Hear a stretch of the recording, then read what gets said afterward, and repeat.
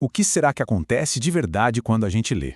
Partindo das ideias de René van Woldenberg no livro A Epistemologia da Leitura e Interpretação, a gente vai explorar como um dos nossos hábitos mais corriqueiros é, no fundo, uma fonte de conhecimento única e, bem, surpreendente.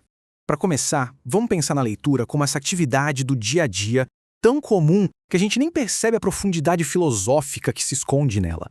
É isso. A leitura é tão parte da nossa vida que a gente raramente para e se pergunta: ué, como isso funciona? É quase como respirar. Mas o que está rolando por trás das cortinas, na nossa mente, quando os olhos passam por uma página? Certo. Vamos pegar um exemplo bem prático. Ao ler essa notícia, pronto, adquiriu-se um conhecimento. Fatos que antes não se sabia, agora se sabe. Parece super simples, né?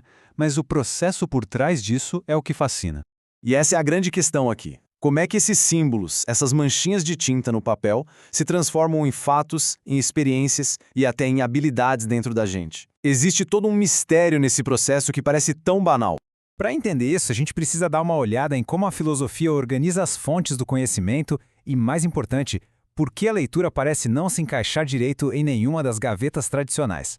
Olha só, classicamente os filósofos que estudam conhecimentos, epistemólogos, dizem que existem essas 4 fontes aí. A gente aprende sobre o mundo percebendo as coisas, lembrando do passado, usando a lógica e, claro, ouvindo o que os outros contam pra gente. Tá, mas e a leitura? Onde é que ela entra nessa história? A primeira ideia que vem à mente é que ler é só ver palavras, ou talvez receber um testemunho por escrito. Mas o argumento de Van Woldenberg, que a gente está explorando, é que o buraco é bem mais embaixo. E aqui a coisa fica muito interessante. Porque, pensa bem, ler não é só percepção. A gente pode ver um texto em um idioma que não conhece, mas isso não é ler. Ler de verdade exige compreensão. E também não é só testemunho, porque às vezes a gente tira de um texto um conhecimento que o autor nem sonhava em comunicar. Tipo, descobrir o autor de uma carta anônima só pelo jeitão da escrita. Isso mostra que a leitura é outra coisa. É uma fonte de conhecimento à parte, com suas próprias regras. Então, se a leitura é essa fonte única, que tipos de conhecimento ela nos dá? O Van Woldenberg identifica 3 tipos bem diferentes, e é isso que a gente vai desvendar agora. O primeiro tipo é o mais direto, o mais óbvio. É o saber que.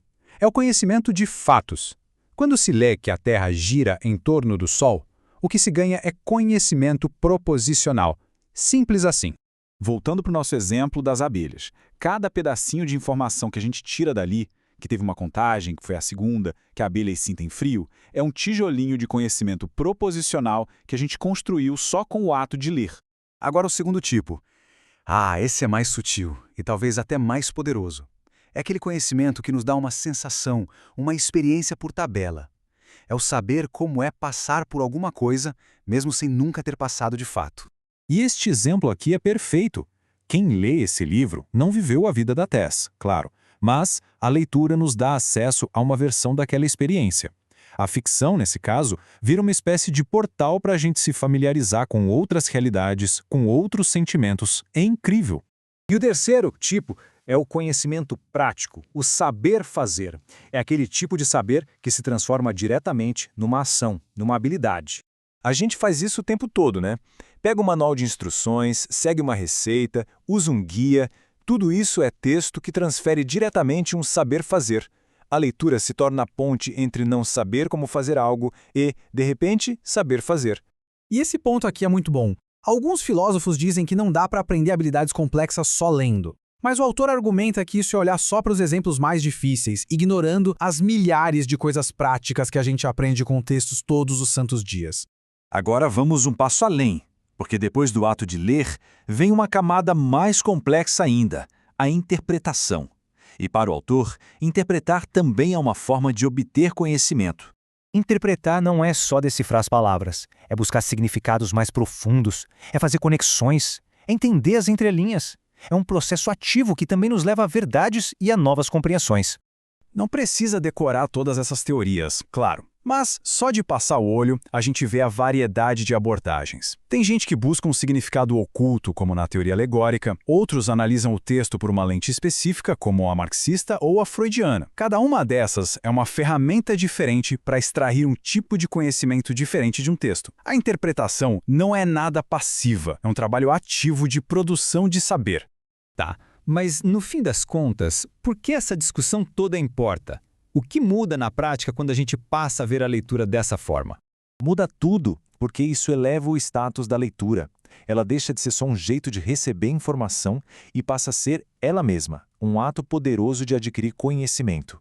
É reconhecer que um poema pode ensinar tanto quanto um artigo científico, só que de um jeito diferente.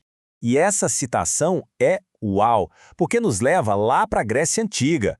Sócrates tinha um medo danado de que a escrita fosse deixar as pessoas com a mente preguiçosa, que a gente ia parar de usar a memória. O trabalho de Van Waldenberg é como uma resposta moderna e muito bem fundamentada a esse medo. Ele mostra que, na verdade, a palavra escrita abriu portas para tipos de conhecimento de uma complexidade que a tradição oral jamais conseguiria alcançar. E é com essa reflexão que a gente encerra. Ler não é um ato passivo. É uma verdadeira caça ao tesouro por pelo menos 3 tipos diferentes de conhecimento. A questão que fica é: qual deles está esperando para ser encontrado na próxima página?